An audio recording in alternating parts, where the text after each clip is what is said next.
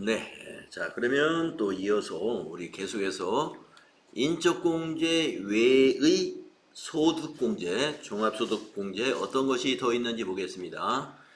연금보험료 납입금에 대한 소득공제를 해줍니다.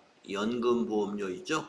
우리가 국민연금 또는 우리가 공무원 같으면은 공무원연금 이런 연금에 불입을 한 그 금액이 있잖아요. 연금보험료 전액을 납부한 전액을 연금보험료 소득공제 해줍니다. 그 다음에 신용카드 사용금액의 일부에 대해서 소득공제를 적용해 줍니다. 그래서 일부라는 건 뭐냐면 소득공제에 해당되는 그 신용카드 사용금액에 적용되는 그 사용처가 있어요.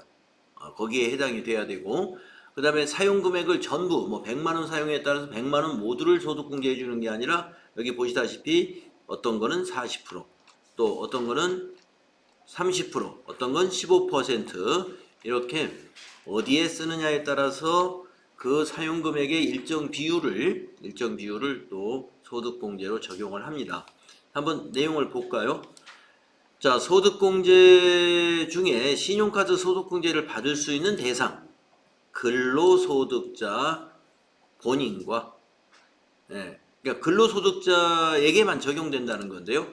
본인이 사용한 거, 배우자가 사용한 거, 그 다음에 직계 비속이 사용한 것이 적용이 됩니다.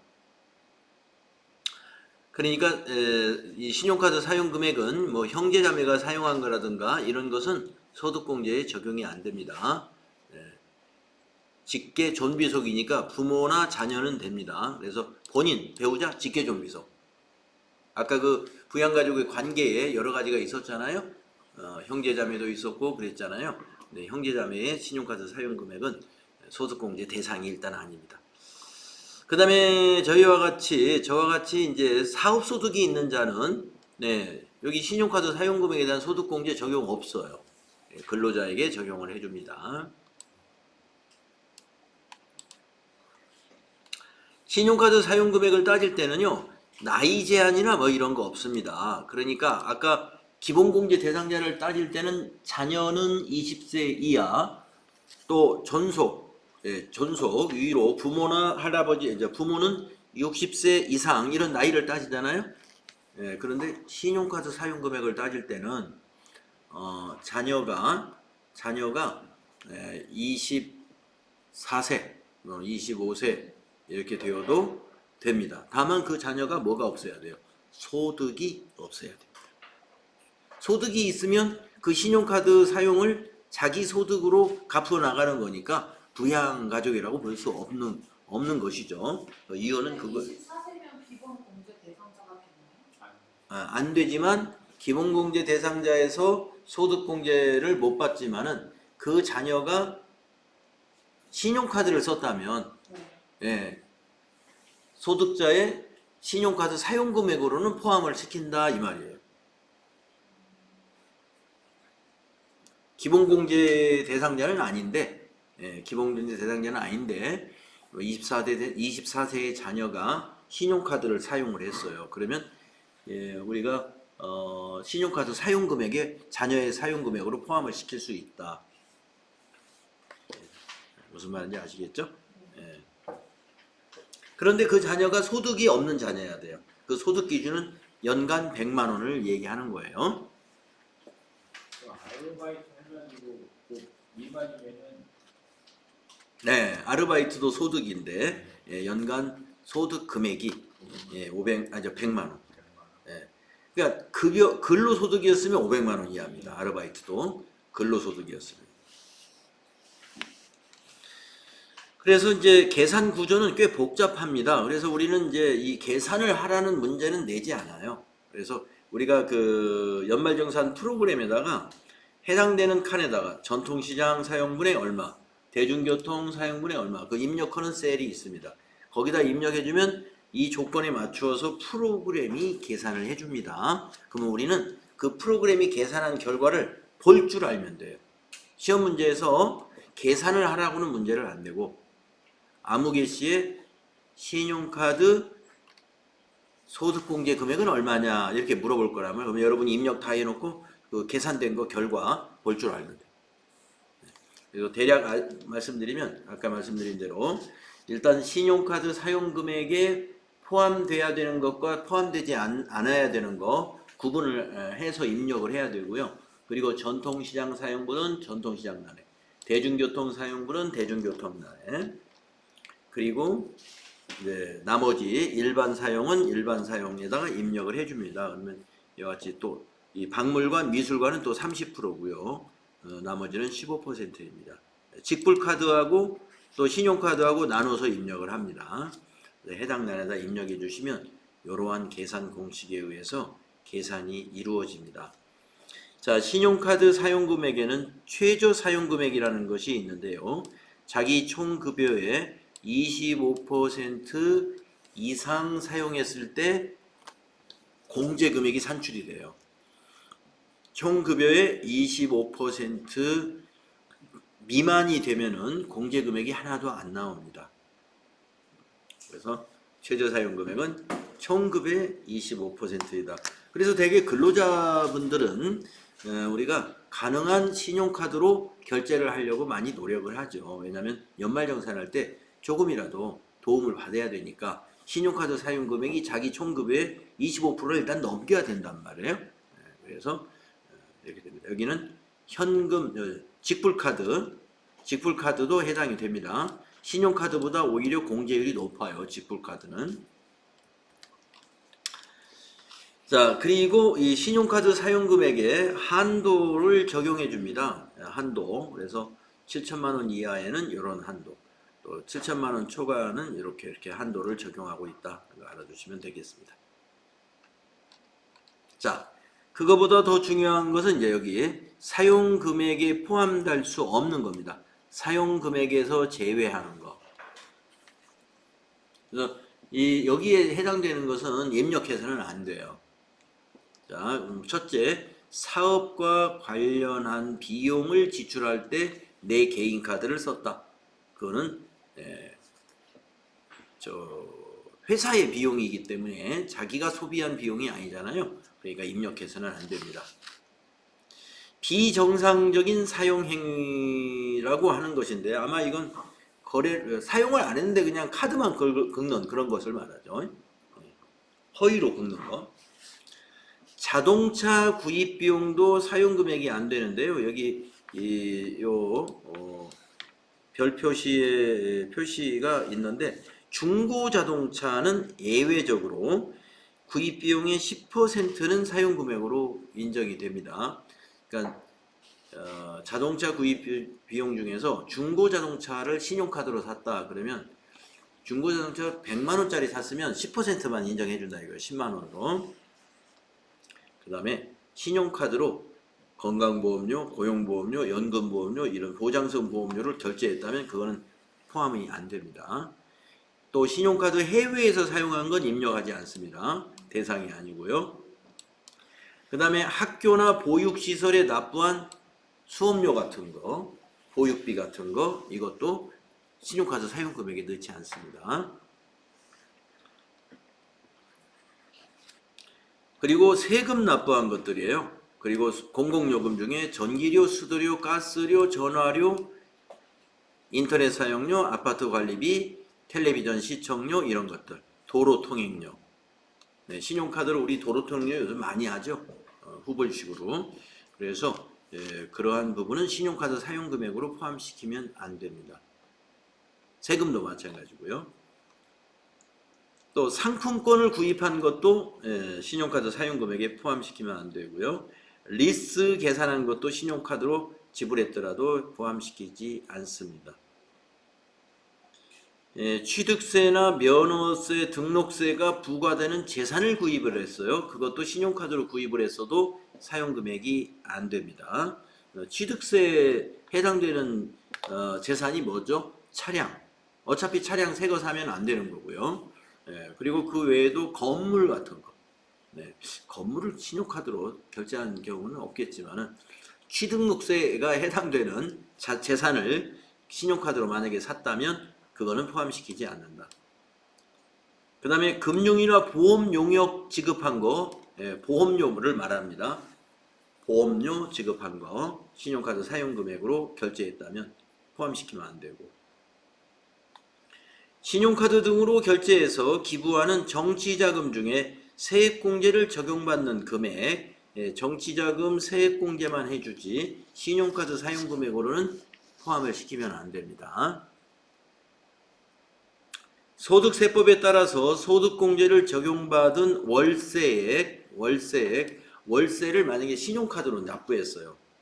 그러면 월세액 세액공제 뒤에서 나옵니다만 세액공제는 되지만 신용카드 사용금액에는 그건 포함시키면 안 된다. 여기까지가 되겠습니다. 그래서 신용카드 사용금액에서 배제되는 제외돼야 되는 항목들 우리가 알고 계시면 되겠습니다. 뭐 대표적인 또 하나 있네요. 다음 페이지에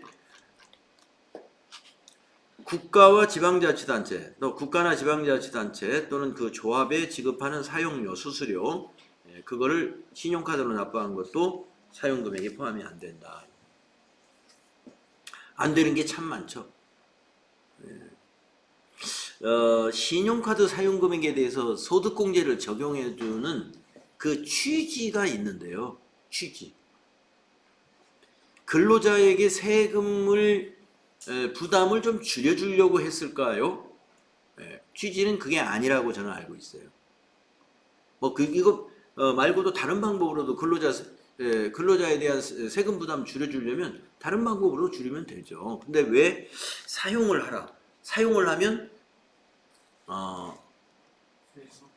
소득공제를 해주느냐? 우리 자영업자들이 있죠. 네. 저와 같은 사람이 자영업자잖아요. 네? 예, 탈세. 그렇죠. 자영업자들은 과거에는 그 자영업자의 매출액이 잘 드러나지를 않아요. 신고를 안 해주니까. 예를 들어서 제가 연간 뭐 9천만 원의 매출을 일으켰는데 9천만 원 매출로 하면 세금이 이만큼 나오는데 좀 줄여볼까 하고 내 마음대로 5천만 원 이렇게 줄여서 4천만 원 어디 날려버리고 신고한다 이 말이에요. 그럼 과거에는 몰랐습니다.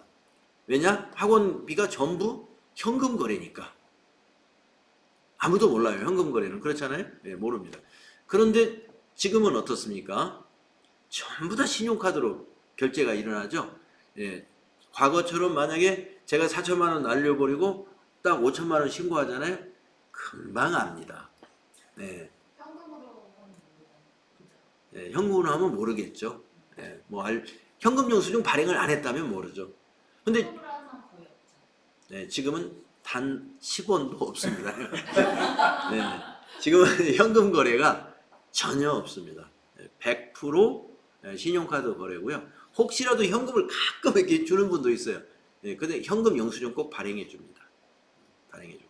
그러니까 지금은 10원도 속일 수가 없다는 거죠. 바로 신용카드 매출은 속이면 바로 드러납니다. 그리고 저희 학원 같은 경우는 현금 거래가 단 10원도 없어요. 그래서 저희는 지금 이 국비과정 하고 나서부터는 그야말로 모범적으로 아주 투명하게 100% 신고가 되는 점입니다.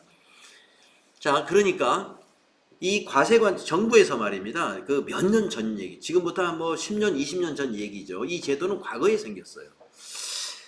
근로자들의 수입은 굉장히 투명하게 드러나는데 왜냐하면 지급하는 자가 다 신고를 해준단 말이에요. 그런데 이 자영업자들의 소득은 알 수가 없어요. 분명히 속이는 것 같은데 그래가지고 그걸 투명하게 드러내게끔 하기 위해서 이 제도를 마련한 겁니다. 물론 소비자가 근로자만 있는 건 아니지만 근로자 수가 많잖아요. 근로자 수가 많아서. 그래서 지금은 사실 다 드러나는 것 같아요. 어느 정도. 우리가 개인 사업자들도 글쎄요. 현금 받고 영수증 안 해준다 그러면 그 굉장히 뭐예요? 배짱이라고 할까요? 아니면 뭐 잘 모르고 하는 겁니다. 그거 바로 신고하면요. 바로 처벌받고 신고한 사람은 또 보상까지 받아요. 그리고 시장에 현금만 받는 가게가 있다. 그래요? 현금만 받더라도 현금 영수증은 해줘야 되겠죠? 안 된다. 물집값은 싸겠죠. 글쎄요. 만원 가는데. 네. 그건 대단한 배짱인 것 같습니다. 네. 지금은 예, 그렇게 영업한다는 건 굉장히 위험합니다. 위험해요. 왜냐하면 일단 그게 법률 위반이에요. 법을 위반하고 있는 거거든요. 그래서 현금 거래는 현금 영수증을 해줘야 되고요. 특히 우리 같은 학원 사업자는 현금 영수증 의무 발급 사업 종목이에요. 그래서 개인 병원도 마찬가지입니다. 병원 같은데 뭐 현금 결제하면 싸게 해주겠습니다. 이거 다 뭔가 의도가 있어서 그렇다. 이렇게 보시면 돼요. 현금 받으면 자기가 매출 신고 안 할 생각인 그런 생각을 갖고 있는 겁니다. 그러니까 싸게 해주지 않겠어요? 자, 취지는 그거였어요. 그러기 때문에 이것을 제가 알기에 한 2년 전인가 이 제도를 없애려고 한 걸로 알고 있습니다. 문재인 정부 때죠. 문재인 대통령 때 없애려고 하는데 근로자들의 동향을 보니까 근로자들이 막 화가 나는 거예요. 그렇지 않아도 근로자가 뭔가 다른 과세 형평성 면에서 손해를 보고 있는 것 같은데 아니 해주던 걸 안 해줘? 그래가지고 계획했다가 취소한 걸로 알고 있습니다. 계획했다가 왜냐하면 이 제도가 이제 목적을 거의 달성했다고 보는 것 같아요. 이제 개인 사업자들의 매출 신고도 아까 제가 말씀드렸다시피 거의 다 드러났습니다. 자, 그 외에 또 기타 소득공제 보겠습니다.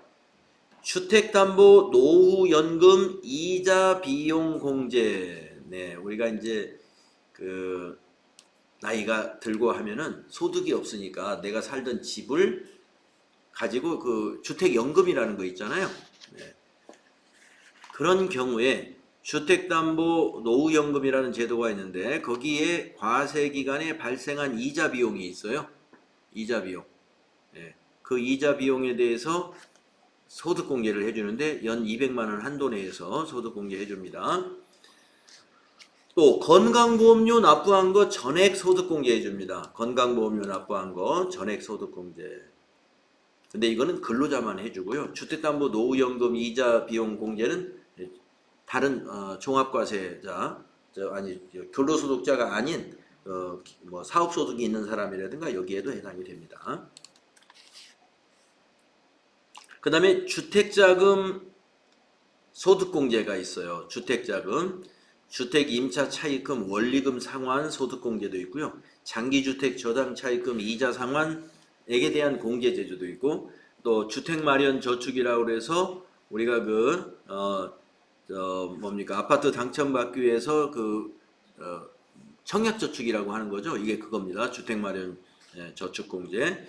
그래서 불이백에 대해서 한도를 정해가지고 청약저축은 연 240만 원 뭐 이런 식으로 한도를 해서 입력을 하는데 우리가 점산에 입력할 때는 한도는 자동 체크되니까 해당되는 곳에다 입력만 해주시면 돼요. 그래서 주택자금 소득공제를 적용받는 소득자를 보면은요 모두가 다 근로소득자가 전부 다 근로소득입니다. 근로소득자가 근로소득자가 청약저축도 근로소득자가 그래서 우리가 종합소득 소득공제라고 하지만 주택자금 소득공제 이 부분도 근로소득자에게만 적용이 됩니다.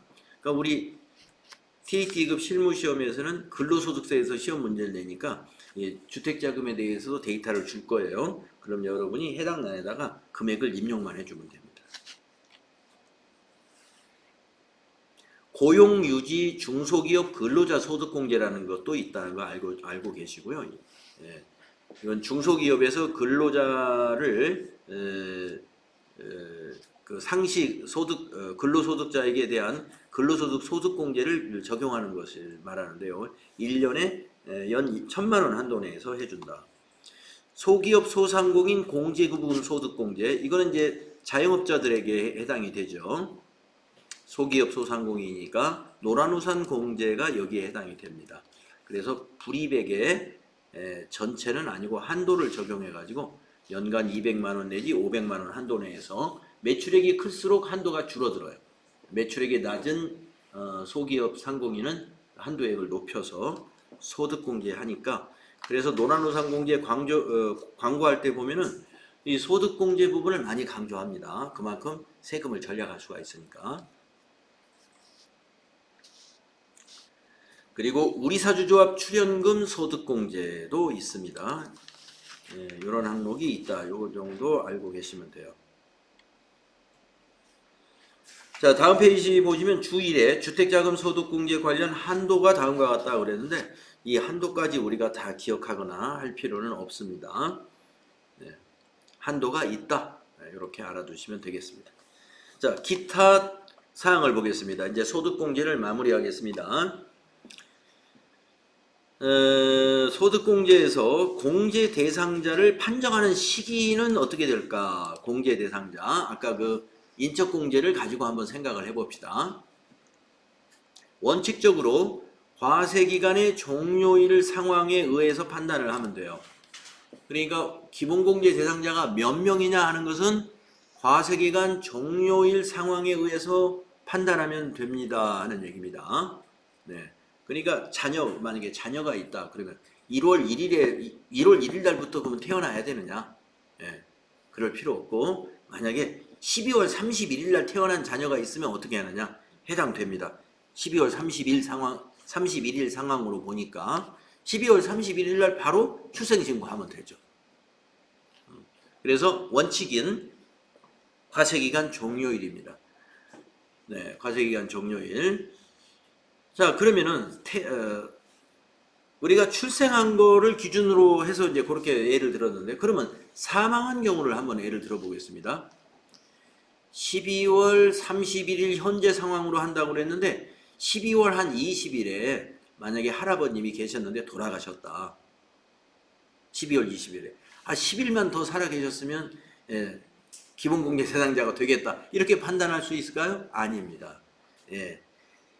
사망의 경우는 여기 보시면 과세기간 종료일 전에 사망이나 장애가 치유된 경우에는 그 전 상태를 적용해 줍니다.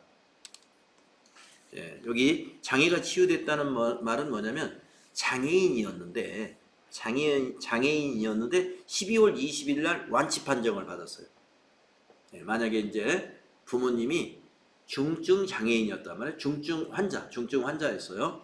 그래가지고 작년까지는 중증 환자에 해당되는 장애인으로 해서 장애인 추가 공제를 받았습니다. 그런데 금년에는 12월 20일부로 병원에서 이제 다 치료가 됐습니다. 그러면 이제 장애인이 아니잖아요. 그러면 이제 기본공제 대상자는 되지만 나이하고 소득 요건이 돼서 기본공제 대상자는 되지만 금년에는 그러면 장애인 추가 공제 200만 원은 빠지느냐? 안 빠진다. 이번 과세 기간에 단 하루라도 장애인이었으면 그냥 장애인으로 봐주는 거예요. 그 말이 이게 다른 말로 말해서 치유일 전일 상황에 의한다. 치유일 전.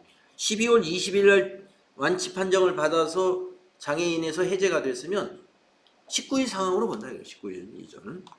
사망도 마찬가지입니다. 20일 날 사망했다. 그러면 19일 상황으로 판단한다. 그렇게 판단하시는 게 맞습니다.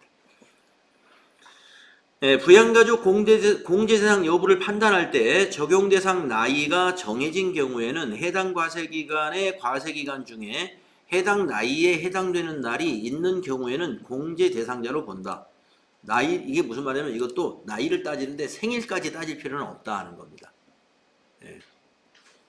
생일까지 따지지 않아요. 그래서 우리가 여기 나이를 20세 이하냐 이걸 판단하실 때는 지금이 2023년도다 그러면 2023년도 12월 31일 기준으로 판단해야 되잖아요. 그러면 12월 31일까지 계산하지 마시고 2023년 빼기 만약에 우리 자녀가 1999년생이다 그러면 그냥 2023에서 1999를 빼면 돼요.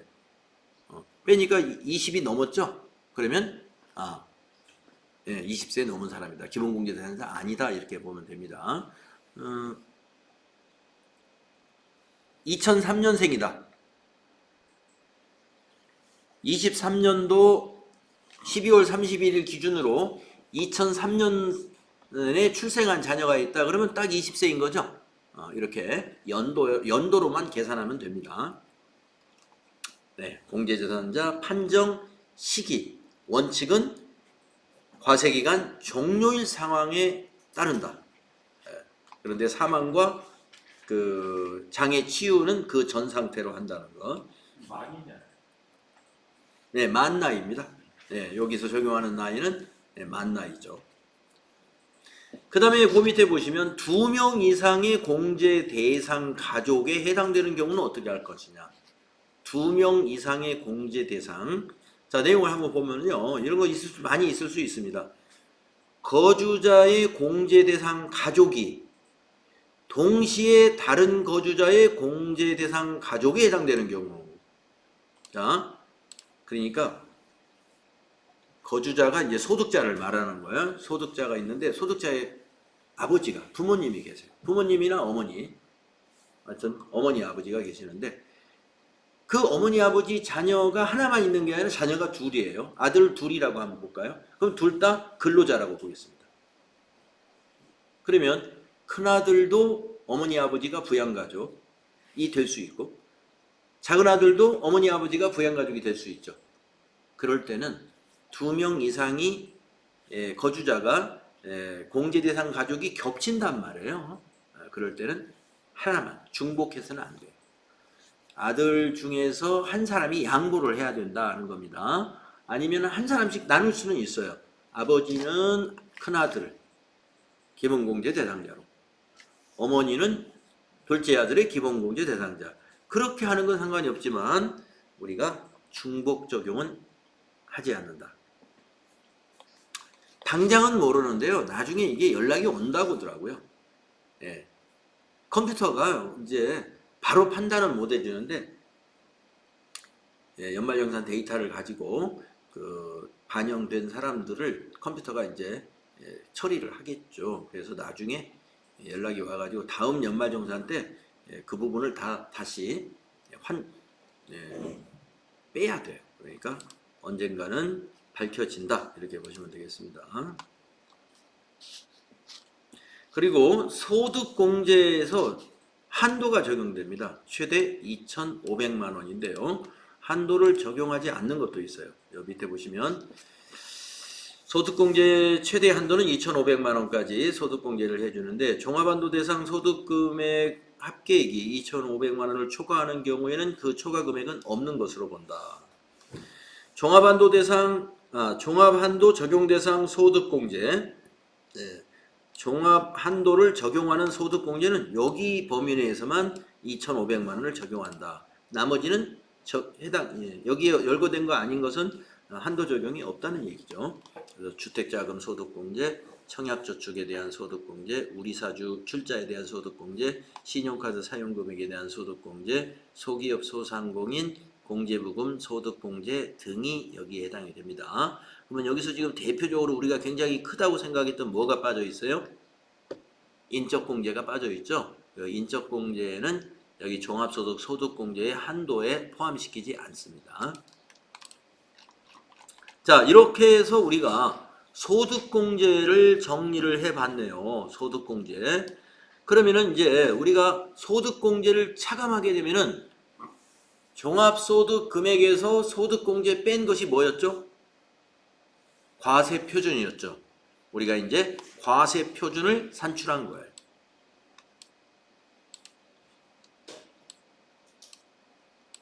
종합소득 금액에서 지금 뭐를 빼자고 한 거 있잖아요. 소득공제, 인적공제 빼고, 신용카드 사용금액 소득공제 계산해서 빼고, 건강보험료 납부한 거 소득공제에서 빼고, 국민연금 납부한 거 소득공제에서 빼고 그런다고 그랬잖아요. 그걸 다 빼면 나머지 금액이 뭐예요? 과세표준. 종합소득 과세표준. 그래서 종합소득 과세표준이 나오면 이 세율을 적용합니다.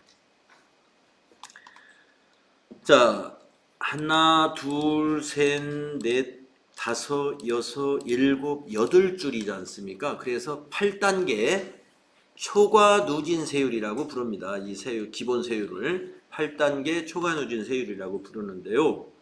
왜 초과 누진 세율이라고 부르냐면요. 1,400만 원 이하인 과세 표준의 경우는 그냥 1,400만 원 이하인 자기의 과세 표준에다가 그냥 6% 곱하면 바로 결정세액이 나와요. 산출세액 죄송합니다. 결정세액은 세액공제를 빼야죠. 산출세액. 지금 우리가 이제 산출세액을 구하는 거예요. 그런데 1,400만 원을 초과한 과세 표준의 경우는요. 5천만 원 이하라면은 84만 원은 일단 계산이 1,400만 원인 경우에 산출세액이 84만 원이거든요. 거기에다가 플러스 초과된 1,400만 원의 과세 표준을 초과한 과세 표준, 그래서 자기의 과세 표준에서 1,400을 빼는 거예요. 그게 이제 초과 금액이죠. 과세 표준 초과한 금액의 15%, 두 번째 구간이 세율이 15%예요. 그러니까 오해하지 말아야 될 게 뭐냐면 내 과세 표준이 1,500만 원입니다 라고 했을 때 내 과세 표준이 1,500만 원이면 그래요? 여기에 해당되는구나. 그러면 내 산출세액은 곱하기 15% 이렇게 해가지고 딱 답을 구해서 이게 산출세액이다. 이건 틀린 거예요. 자기의 과세 표준에다가 이 세율을 바로 곱하는 게 아니고 초과된 금액에 대해서만 거기를 과세합니다. 15%는. 그러니까 1,500이 아니에요. 15% 적용되는 것은 일단 1,400을 뺍니다. 100만 원. 100만 원이 초과됐죠? 100만 원의 15%. 15만 원 산출하시고 그 다음에 1,400만 원 이하는 세금이 84만 원이에요. 거기다가 84만 원을 더해야 된다. 그럼 얼마예요? 103만 원이네요. 그렇게 해야지 1,500에 15% 하면은 150만 원이 훌쩍 넘죠? 한 170 나오겠네요. 그래서 계산하는 방식이 이렇게 됩니다. 그래서 시험에서는요, 이거보다 여러분들이 쉽게 계산할 수 있도록 세율표를 개선해 가지고 보여줍니다. 우리가 원래 세율표는 이렇게 되어 있어요. 그런데 답을 빨리 구하는 세율표가 따로 나와 있어요. 그 따로 나와 있는 거에다가 바로 적용할 수 있도록. 과세 표준이 얼마다 나오면 바로 곱하면 그냥 그 공식을 적용하면 바로 계산이 나옵니다. 그래서 시험에서 산출세액이 얼마입니까? 산출세액 구하세요. 이런 문제 나오는데 세율표를 줄 거예요. 그러면 여러분은 과세표준 계산해 가지고 해당되는 세율을 바로 곱하면 답이 나오도록 세율표를 만들어 줍니다. 8단계 누진, 초과 누진 세율. 요거 기억하십시오. 자, 그러면 이제 산출세액이 나왔습니다. 산출세액이. 그러면 이제 산출세액은 그 다음에 할 일이 뭐예요? 세액공제와 감면을 빼줘야 돼요. 근데 우리 책에서는 감면에 관한 것은 감면법에 의해서 적용을 하기 때문에 여기서 설명하지는 않았습니다. 그러면 여기서는 뭐냐? 세액공제 부분만 설명을 했습니다. 자, 근로자에게만 해주는 근로소득공제가 있어요. 근로자에게만, 근로소득이 있는 거주자에게만 해주는 근로소득공제.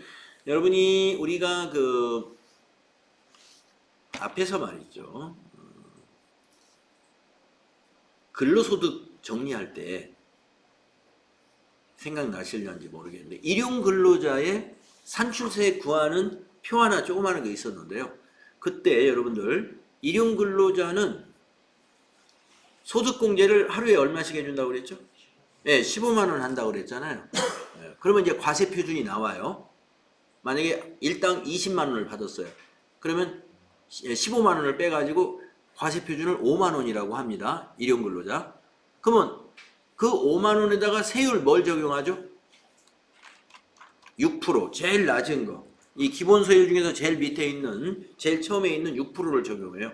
그러면 5만 원 곱하기 6%, 6, 5, 30, 3,000원이죠. 3,000원. 자, 그러면 3,000원에서 얼마를 빼주느냐면요. 55% 세액공제를 해줬어요. 아시겠죠? 그래서 일용근로자는요. 금액이 크든 작든 세액공제 무조건 55%. 예. 아, 1급여가 일당이 15만 원 미만이면 과세 표준이 0이죠. 예, 0이죠. 아예 세금이 없는 겁니다. 예, 예, 예. 소득세가 나오질 않습니다. 1급여가 그러면 1급여가 15만 원이 넘는 거죠. 네, 일당이 15만 원 넘기 그럼 나중에 다시 돌려받는 거 안 되는데 떼고 나와요. 일단이긴 한데 그러면 제한직이는 뭘 그러면 일용 근로자가 아니고 제한직이나 알바도 이런 거지 않아요? 일용 근로자하고 좀 다릅니다. 일용 근로자는 그러니까 뭐 그 아마 거기에서 다른 뭐 단시간 근로자 뭐 아니면 3개월 이상 계약을 한다든가 이런 경우에 이 일용 근로자는요 하나의 그 한 기업에 3개월 이상 그 근무를 하면 안 됩니다. 이제 어디엔가 또 나올 텐데요. 일용 근로자 기준. 만약에 일당으로 15만 원이 안 되는데 소득세를 공제했다면은 분명히 일용 근로자로 취급하지 않고 있다. 이렇게 보시면 되겠네요. 일용 근로자는 그렇게 계산하는 게 아니니까요. 자, 그래서 이제 세액공제, 근로자 세액공제를 한번 보는데 일용 근로자의 세액공제는 무조건 55%예요. 산출세액의 55%를 세금에서 뚝 빼주는 거예요. 그걸 우리가 세액공제라고 합니다. 자, 그런데 일반 근로자는 산출세액이 130만 원 이하라면 일용 근로자와 똑같이 55%를 세액공제 해준다. 130만 원 초과했을 때는 초과 금액은 30%만 해줍니다. 그래서 일반 근로자는 55%, 그 다음에 초과된 130만 원 산출세액이 130만 원 초과된 것은 초과된 거에 30%만 세액공제를 적용한다. 알고 계시고 세액공제에도 한도가 있다 하는 거 알고 계시면 되겠습니다. 자, 다음은 자녀세액공제. 자녀에 대해서 세액공제를 적용해주는 제도입니다. 자녀세액공제는 근로자만이 아니라 사업소득이 있는 사람도 해당이 됩니다. 종합소득이 있는 거주자의 기본공제 대상자에 해당하는 자녀가 있는 경우에 8세 이상인 자녀에 대해서는 다음에 따르는 종합소득 산출세액에서 공제를 해준다. 자, 그러면 왜 자녀를 7세까지는 안 해주느냐 궁금하시죠? 지금 우리가 이 자녀에 대해서 7세까지는 주민센터에서 자녀 보육비를 지급해주고 있습니다. 자녀 보육비. 그것이 있어서 배제를 해요. 세액공제에서는. 작년까지는 6세까지, 작년까지는 6세였는데 금년부터 7세로 자녀 보육비 지원을 7세로 높였습니다. 한 살. 그래서 여기 소득세법에서는 세액공제를 8세로 바꿨습니다. 이게 지난해 책을 보면 여기 7세로 돼 있어요. 한 살 올라갔다 이렇게 보입니다. 자, 그래서 자녀세액공제는 8세 이상인 사람에게 적용이 됩니다. 어떻게 적용하냐면요. 8세 이상인 자녀가 한 명인 경우. 근데 8세부터 몇 세까지 될까요? 20세까지 되는 거예요. 만으로 8세부터 20세까지 자녀세액공제 대상. 한 명이면 15만 원이고요. 두 명이면 15만 원 곱하기 2에서 30만 원인데요. 3명이 되면 한 명당 3명부터는 한 명당 30만 원을 추가해 줍니다. 그래서 3명이면 60만 원이 되겠죠. 자, 2명까지는 30만 원이니까 2명이 3명은 3 빼기 2 하면 한 명이죠. 거기다 초과된 인원은 한 명당 30만 원을 적용하니까 3명이면 세금에서 60만 원을 빼주는 거예요. 이 세액공제는 산출세액에서 바로 빼기 때문에 그 효과가 크죠. 그리고 추가 세액공제가 또 있습니다. 추가 세액공제는 나이가 필요 없습니다. 왜 그러냐면 출생과 입양에 대해서 추가 세액공제 해주는 거니까요. 그러니까 이 한 명당 얼마 하는 것은 8세부터 20세 자녀를 가지고 판단하는 것이고, 출산 입양은 뭐냐? 자, 우리 집에서 이번에 첫째 자녀가 태어났어요. 그러면 30만 원 추가로 자녀세액공제를 적용해 줍니다. 둘째 자녀가 만약에 태어났어요. 그러면 추가로 50만 원을 적용해 주고요. 셋째 자녀가 태어났으면 70만 원의 추가 공제가 있습니다. 그러니까 이거는 출생에 관한 추가 공제이기 때문에 나이를 따지면 안 되죠. 그래서 입양을 출생으로 봅니다. 입양도. 그래서 추가 자녀세액공제는 출생에 관한 추가 자녀세액공제가 있다. 선생님은 140만 원이 세금이 돼요. 어떻게 되는 거죠? 기본공제 60만 원하고. 아, 3명일 때? 네. 그때 70만 원하고. 그때 백감기일이 되는 거예요. 네, 그렇습니다. 8세부터 20세 자녀가 3명이 있다. 그러면 일단 60만 원이고요. 또 우리 집에 아이가 하나 태어났다. 셋째 아이가. 그러면 이제 70만 원 더해야 되니까요. 130만 원 되겠습니다. 입양을 했다 하더라도 그렇게 되고요. 그런 가정이 별로 없을 겁니다. 요새는 자녀가 워낙 태어나질 않아서.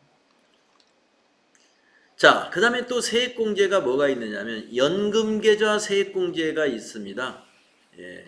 연금계좌. 그래서 여러분들 그 연금 상품을 판매하고 있는 은행이라든가 보험회사에서 근로자에게 연금계좌 세액공제 받을 수 있는 이런 좋은 상품이 있으니까 나중에 나이 들어서 연금 받는 것도 준비하면서 또 지금 소득에 대해서 세액공제도 한번 받아보시죠. 네, 이것도 근로자만 해당되는 것이 아니라 종합소득이 있는 거주자, 모든 종합소득자에게 해당이 됩니다. 연금계좌. 사적연금 들었을 때 말하는 거예요. 국민연금은 세액공제가 아니고 소득공제에서 빼줬죠, 아까. 그러니까 여기 연금계좌는 사적연금에 대한 세액공제를 말합니다. 그 다음에는 이제 여기서 요 칸이 세로로 칸을 딱 나눠가지고 특별세액공제라고 이렇게 해놨어요. 특별세액공제가 실제로는 나중에 여러분이 실무할 때 안 빠지고 계속 나옵니다. 시험에. 그래서 특별세액공제가 네 가지가 있는데요. 보험료 세액공제, 의료비 세액공제, 그리고 교육비 세액공제, 그 다음에 기부금 세액공제가 있습니다. 요거를 다음 시간에 한번 쭉 살펴보도록 하죠. 쉬었다가 하겠습니다.